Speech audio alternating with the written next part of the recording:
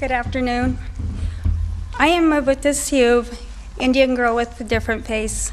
I am known as Diane Millich, and I am a citizen of the Southern Ute Indian tribe located in Ignacio, Colorado.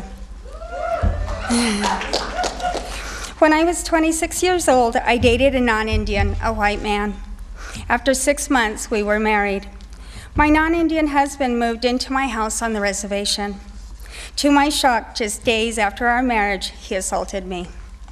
After a year of abuse and more than 100 incidences of being slapped, kicked, punched, and living in horrific terror, I left for good.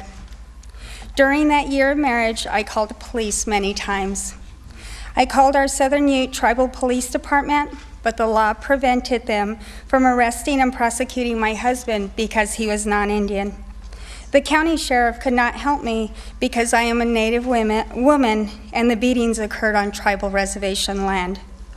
After one beating, my ex-husband called the tribal police and the sheriff's department himself just to show me that no one could stop him.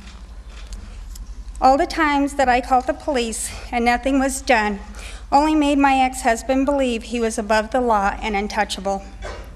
My ex-husband told me, "You promised us until death do us part, so death it shall be."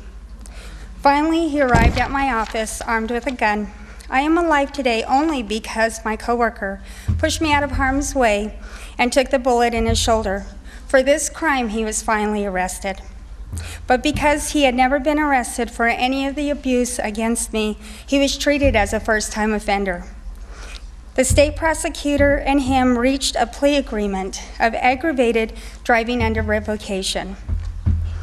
If the bill being signed today were law when I was married, it would have allowed my tribe to arrest and prosecute my abuser. When this bill is signed, the Violence Against Women Act will finally reach Native American women like me.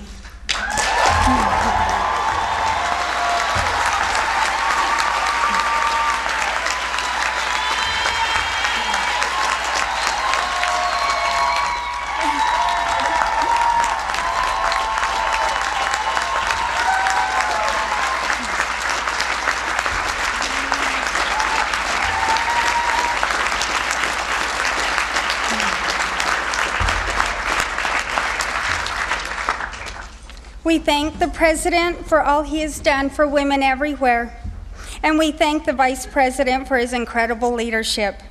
He was the leader who wrote the original VAWA and was instrumental in this bill that reauthorizes and strengthens this important law. It is now my honor to introduce Vice President Joe Biden. Thank you.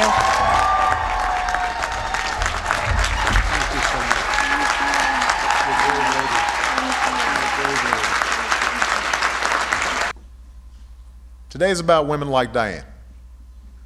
I'm so grateful Diane shared her story. That takes great courage. And tragically, it is a common story. I know we've got tribal leaders here today, and I want to thank all of you for fighting so hard on behalf of your people to make this bill a reality.